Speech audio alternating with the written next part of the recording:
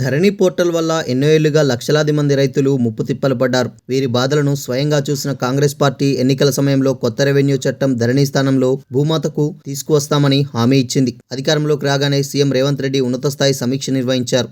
కొత్త రెవెన్యూ చట్టం తీసుకువచ్చేందుకు అడుగులు వేశారు. ఆర్ఓఆర్ 2024 డ్రాఫ్ట్ బిల్లును పబ్లిక్ డొమైన్లో పెట్టి సదస్సులు నిర్వహించి అన్ని వర్గాల అభిప్రాయాలను సేకరించారు. అయితే ఇటీవల సీఎం రేవంత్ రెడ్డి నిర్వహించిన రివ్యూ మీటింగ్లో కొందరు ఐఏఎస్ అధికారులు డ్రాఫ్ట్ బిల్లులపై కొత్త అనుమానాలు రేకెత్తించినట్లు తెలిసింది. ఆర్ఓఆర్ 2020 స్థానంలో కొత్త చట్టాన్ని తీసుకురావాలంటే రాష్ట్రపతి ఆమోదం కావాలని చెప్పినట్టు సమాచారం.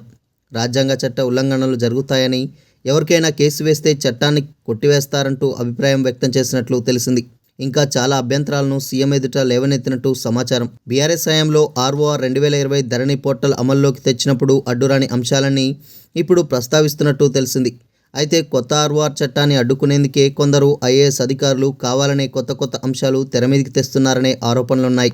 బీఆర్ఎస్ హయాంలో ఆర్ఓఆర్ 2020 రూపకల్పనలో కేటీఆర్ వెన్నంటి ఉండి కీలక భూమిక పోషించిన కొందరు ఐఏఎస్ అధికారులు ఇప్పుడు కొత్త ఆర్ఓఆర్ చట్టాన్ని అడ్డుకుంటున్నారనే అభిప్రాయాలు వ్యక్తమవుతున్నాయి.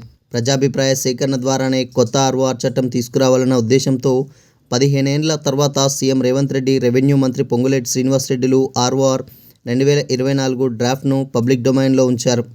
ఆ తర్వాత ఎన్నో అభ్యంతరాలు, సూచనలు వచ్చాయి. రెవెన్యూ భూపరిపాలన మీద 20 ఏళ్ల అనుభవం తమకుందని చెప్పుకున్న కొందరు ఐఏఎస్ అధికారులు అప్పుడు మౌనం వహించారు. ప్రతి జిల్లాలో సదస్సులు పెట్టి చట్టాన్ని వివరించారు. ఇప్పుడు ఫైనల్ చేసే సమయంలో సీఎం రివ్యూ పెట్టగానే కొత్త అనుమానాలు రేకెత్తించారు. చట్టం అమలు కావాలంటే రాష్ట్రపతి ఆమోదం తప్పనిసరి అని, ఎవరైనా కోర్టుకు వెళ్తే రద్దవుతుందంటూ చెప్పారు. అయితే కేసీఆర్ హయాంలో రిజిస్ట్రేషన్ల బాధ్యతలను తహసీల్దార్లకు అప్పగించారు.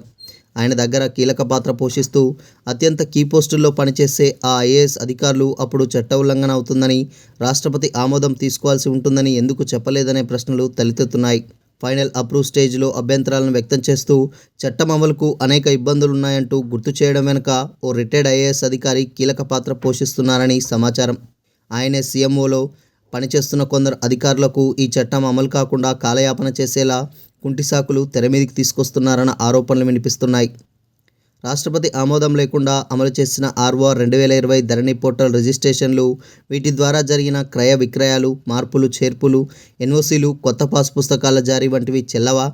ఈ 5 ఏళ్ల ట్రాన్సాక్షన్స్ కోర్టుకు వెళ్తే రద్దు చేస్తారా?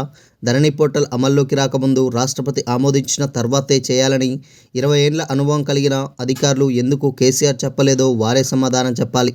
ఆర్ఓఆర్ చట్టాల్లో పోర్టల్ పేరును ప్రస్తావించాల్సిన అవసరమే లేదు. కానీ ఆర్ఓఆర్ 2020లో ధరణి పోర్టల్ అని పేర్కొన్నారు. అయితే ధరణి స్థానంలో భూమాత పోర్టల్ను తీసుకురావాలన్నా చట్టం చేసుకోవాల్సిందే. మాజీ మంత్రి హరీష్ రావు, మాజీ ఎంపీ బి వినోద్ కుమార్ వంటి వారే ధరణి పోర్టల్ ఆర్ఓఆర్ 2020లో అనేక మార్పులు తీసుకురావాలని సూచిస్తున్నారు. కాకపోతే సవరణలు చేయాలన్న డిమాండ్ చేస్తున్నారు. వారు కూడా అప్పీల్ వ్యవస్థ ఉండాల్సిందేనంటున్నారు.